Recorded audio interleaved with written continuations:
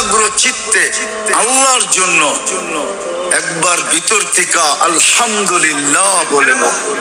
আল্লাহ যদি জিজ্ঞাসা করে কেন বললি, সারাদিন কত ইহসান করতেছেন আপনি আমার উপরে, শুধু শুধু তো কোরআন চিৎকার দেন আহসিন কামা আহসানাল্লাহু ইলাইক। ইহসান না কইরা কি চিৎকার দিতেছেন যে আমি তোর উপরে ইহসান করছি তুইও কর? ওমা জাযাউল ইহসানি ইল্লাল ইহসান। আল্লাহ বলে বিচার তো এটাই বলে, তোদের বিচারও তো এটাই বলে, নুন যার খাও ঘুম তার গাও।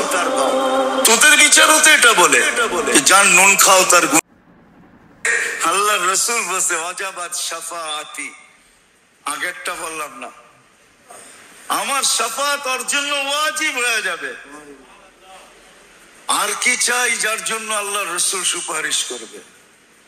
আল্লাহ তো বলে আস্তাগফারা লাহুর রাসূল লাওয়াজাদুল্লাহ তাওয়াবার রহিমা। বন্ধু সুপারিশ করলো, আমাদের ওয়াদা আছে সালতুতা শাফি তুশাফা সাওফা ইউতিকা রাব্বুকা ফাতারদা লা ইউখসিকা ফি উম্মাতিক। সর্ব ধরনের প্রতিশ্রুতি বন্ধুকে দেওয়া আছে। বন্ধু আপনি পক্ষে, আমরা পক্ষে। আপনি চাবেন আমরা দিব, সত্য এটাই। আল্লাহ রসুল কিভাবে কাছে, আল্লাহ কিভাবে সঙ্গে হয়, কাছে হয়, আল্লাহর প্রিয় পাত্র কিভাবে হবে শিখেন। ওলামাদের সোহবতে আসেন,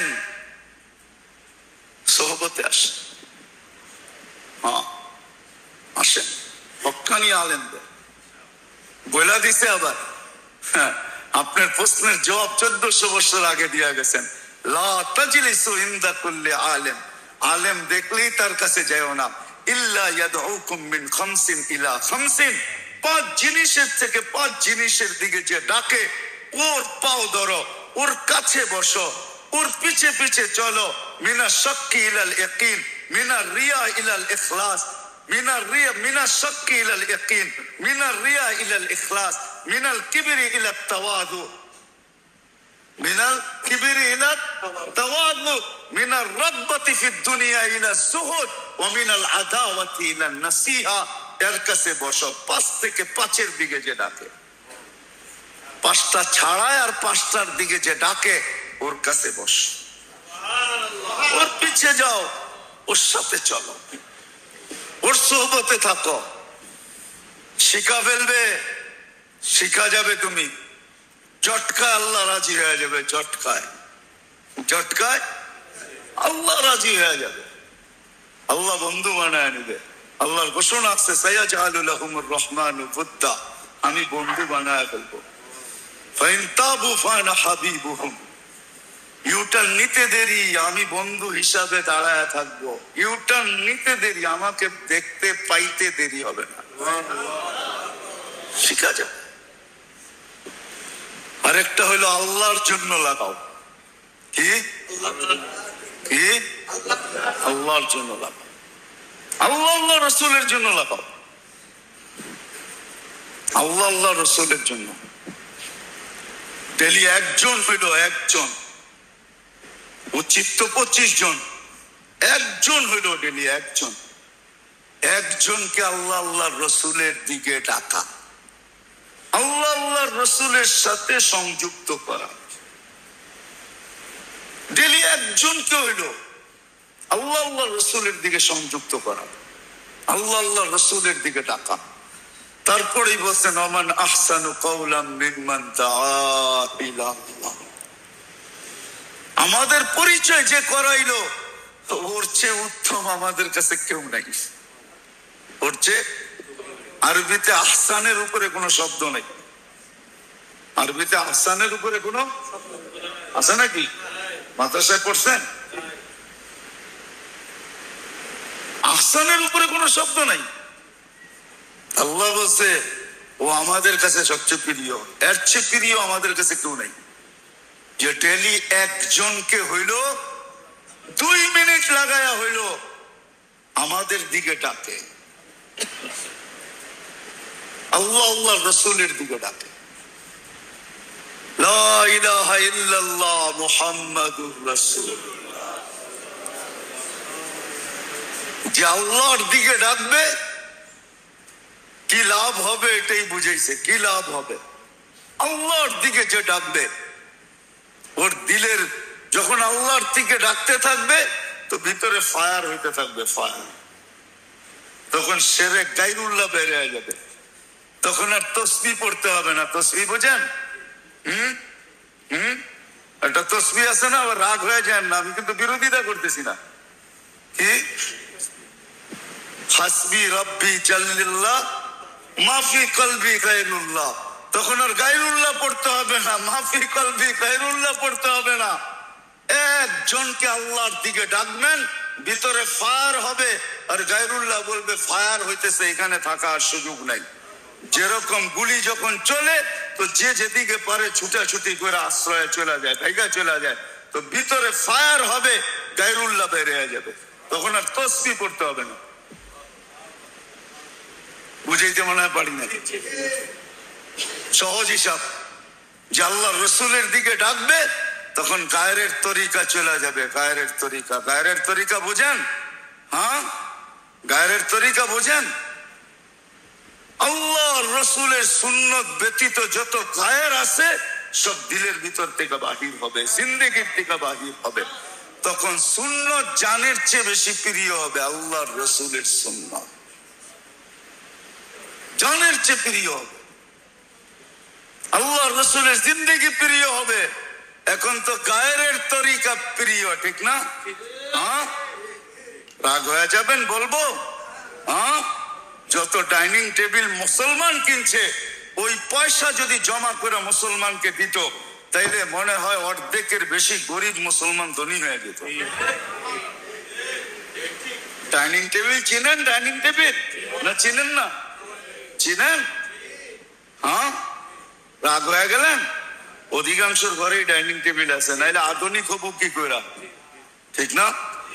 নাইলে ছেলে মেয়ের বিয়ে শাদী হবে কি করে, ঠিক না? ছেলে আলারা আইসা তো দেখবে আমার ঘরে ডাইনিং টেবিল আছে কিনা, মেয়ে আলারা আয়া তো দেখবে আমার ঘরে ডাইনিং টেবিল আছে কিনা, ঠিক না? তারপরে সন্তান কি চায়? সব আব্দুল কাদের জিলানী হোক, ঠিক না? আপনি ডাইনিং টেবিল কিনছেন এই জন্য যে ছেলে আলারা কি বলবে, মেয়ে আলারা কি বলবে, ঠিক না? ডাইনিং টেবিলে বৈশা খান। আপনি ডাক্তারকে পয়সা দিবেন নাকি আমরা দিব নাকি? আপনি তো ডাক্তারকে পয়সা দিবেন। হ্যাঁ, আপনি তো ডাক্তারকে পয়সা দিবেন, আপনি তো পার্সোনাল ডাক্তার রাখবেন। আর কে রাখবে পার্সোনাল ডাক্তার? ওর পার্সোনাল ডাক্তার রাখার কোনো দরকার নাই যে বৎসরে 2-1 বার হয়তো মাথা ব্যথার ট্যাবলেটের জন্য যায়, ওর লেগে ফার্মেসি যথেষ্ট। ওর জন্য পার্সোনাল ডাক্তার রাখার দরকার নেই। এই জন্য দেখবেন গরিবরা সুখে বেশি থাকে, কেন ওদের ঘরে গায়ের নাই, সুন্নতের আমল নাই, কিন্তু গায়ের নাই। কি নাই? কি নাই? মনে হয় বুঝাইতে পারি না। কি নাই? গায়ের নাই। এই জন্যই তো আপনার মেয়ের জামাই আপনাকে বলে এক গ্লাস আমারও দিয়েন। মনে হয় বোঝেন না? এটার নামে সভ্যতা। এটার নামে কি? সভ্যতা, আধুনিক। কি? হ্যাঁ, স্মার্ট। আরো কত শব্দ আছে না? হ্যাঁ, বাপের ছেলেকে বলে আব্বা সিগারেটের প্যাকেটটা কই রাখছো? এই জন্যই বৃদ্ধাশ্রমে রেখা আসে। গরিবের ঘরে রসুলের তরিকা নাই, কিন্তু গায়ের নেই। কি নাই? কি নাই? গায়ের নাই। আল্লাহ তো এহসান করছে, জানায় দেন নাই। যদি জানায় দিত 14 তারিখে যুবক যুবতীরা যা করছে, যদি আল্লাহ জানায় দিত, খুলে দিত, তাহলে কোন যুবতীর বাড়িতে কেউ কোনোদিন পয়গাম নিয়ে যেত না যে মেয়ে আমাদের দরকার, কেউ নিয়ে যেত না। বলতো, সবাই বলতো আমাদের 1 নম্বর দরকার, এটা তো আগের থেকে 2 নম্বর, এখানে নিয়ে কি করবো? কোন ছেলের কাছেও কেউ মেয়ে বিয়ে দিত না, বলতো তুই তো আগের থেকে 2 নম্বর, আমরা তো চাই 1 নম্বর ছেলে, ঠিক না? সত্য তো? হ্যাঁ, না বুঝে আসে না। আল্লাহ 7 তারিখ করছে, এই জন্য বেঁচে গেছি আমরা, বেঁচে গেছি আমরা। সত্য না, মানেন না? হ্যাঁ, নাহলে এত তালাক বাড়বে কেন? জানেন মিনিটে কয়টা তালাক হয় বাংলাদেশে? এত তালাক কেন হবে? তালাকের জন্য আইন কেন করতে হবে? আবগাদুস শাইয়াল, সবচেয়ে বৈধ কিন্তু সবচেয়ে নিকৃষ্ট বৈধ হইল তালাক। এর চেয়ে কোনো নিকৃষ্ট বৈধ তালাক নেই। যে স্ত্রীকে নিয়ে শোয়া যাবে তাকে আল্লাহ সওয়াব দিবে কার সমান জানেন? হ্যাঁ, হায় হায় হায় হায়, সওয়াব দিবে। যে স্বামী নিয়ে শোয়া যাবে তাকে আসিয়ার সমান সওয়াব দিবে। আসিয়ার কাঁধে কাঁধ লাগায় উঠবে।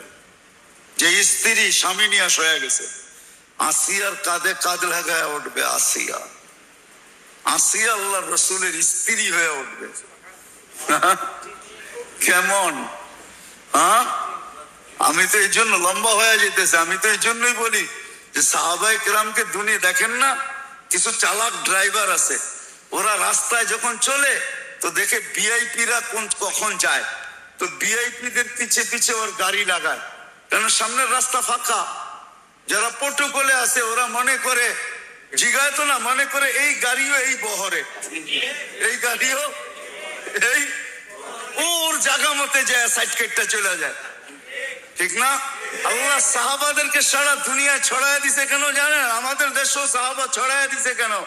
সাহাবারা ওইটা যখন কিয়ামতের মাঠের দিকে যাবে, ওই এলাকার লোকও এদের পিছে পিছে যাবে। ফেরেশতারা ভাববে এরাও বুঝি এই বহরের, এরাও বুঝি এই বহরের। কেন সাহাবা তো ভিআইপি কে কেন, আরো বড় ভিআইপি। কিয়ামতের মাঠে যখন যেতে থাকবে তো ফেরেশতারা রাস্তা ক্লিয়ার করতে থাকবে, আসহাবে মুহাম্মদ আসতেছে, কুল্লুন ওয়াদাল্লাহুল হুসনা, উলাইকা হুমুর রাশিদুন, উলাইকা হুমুল মুহতাদুন। এরা আসতেছে, পিছে ওই দেশের মানুষ থাকবে, ফেরেশতারা ভাববে এরাও এই বহরের। সত্য এটাই। আল্লাহ করুক বুঝে আস। এই জন্য অভ্যাস করি একজনকে হইল ডেলি আল্লাহ আল্লাহ রসুলের দিকে ডাকে। করবো? মনে থাকবে? পাক্কা তো? হ্যাঁ, করতে থাকি। আমি চিল্লা তিন দিন বলবো না আপনাদেরকে। প্রত্যেক এলাকাবাসীর দরকার তার এলাকাকে এইভাবে উঠানো, দিনদার বানানো। বনি ইসরাইলের একজন বদমাশ ছিল, বদমাশ, যে নিজেকে নিজে মানুষ ভাবতো না, বলতো আমার চেয়ে কুকুর উত্তম, আর নিজেকে নিজে বলতো আমি কুকুর ইনসান। কেননা তার কর্ম এরকম ছিল যে প্রতিদিন সে ব্যভিচারের পিছনে, জিনার পিছনে বর্তমান টাকায় 50 থেকে 60 লক্ষ টাকা খরচ করত। আল্লাহ তাকে টাকার পাহাড় দিছিলেন। তো একদিন এক মেয়েকে ধরে নিয়ে আসছে, কামরায় ঢুকায়া দিয়া বলছে আমি প্রস্তুতি নিয়ে আসতেছি। যখন প্রস্তুতি নিয়ে আসছে তো দেখতেছে কোনায় বসা কাঁদতেছে, যারো কাতার কান্না, অজোরে কাঁদতেছে। বলতেছে কাঁদিস কেন? জোর করে তো আনি নাই, টাকা দিয়া নিয়ে আসছি। তো মেয়েটা বলতেছিল শুন কিফিল, তার নাম কিফিল ছিল, কিফিল, শুন কিফিল, আমি বাজারি মেয়ে না, আমি পেশাগত মেয়ে না যে আমার এটা পেশা বা আমি বাজারি। আমি কোন প্রয়োজনের কারণে অপারগ হয়ে তোর হাতে ধরা দিছি। তো বলছে তাইলে কাঁদিস কেন? বলছে এটাই তোকে শুনাইতে চাইতেছি, কেন কাঁদি? বলতেছে কাঁদতেছি এই জন্য যে আমার এই চেহারাটা যিনি তৈরি করছেন, যার কাছে আমি একদিন অবশ্যই ফিরে যাব, ওই আল্লাহকে কালকে এই চেহারাটা কি করে দেখাবো? মনে হয় বুঝাইতে পারি না আপনাদের। বলতে দেরি, কিফিলের দিল ফেরা যেতে দেরি হয় না। সে বলছে তুই একদিনের কারণে এতটুকু কাঁদতেছিস, আর এটা তো আমার অভ্যাস, তো আমার কি হবে? তার দিল ফেরা গেছে। সে টাকার থলি হাতে উঠায় দিয়া বলছে বোন, তোর গায়ে আমি হাত দিব না, কিন্তু একটা অনুরোধ করব, আমি তওবা করলাম, তুই চোখের পানি দিয়ে আল্লাহকে একটু বইলা দে। রব্বে কাবার কসম, ওই রাত্রেই কিফিলের মউত হয়েছে। সকালবেলা দরজায় সোনালী অক্ষরে লেখা উঠছে কদ গফারাল্লাহু লিকিফলিন, আল্লাহ কিফিলকে মাফ করে দিয়েছেন। হতে পারে অল্প কথা আমাদের আজকে, কথা অল্প হবে, লম্বা হবে না।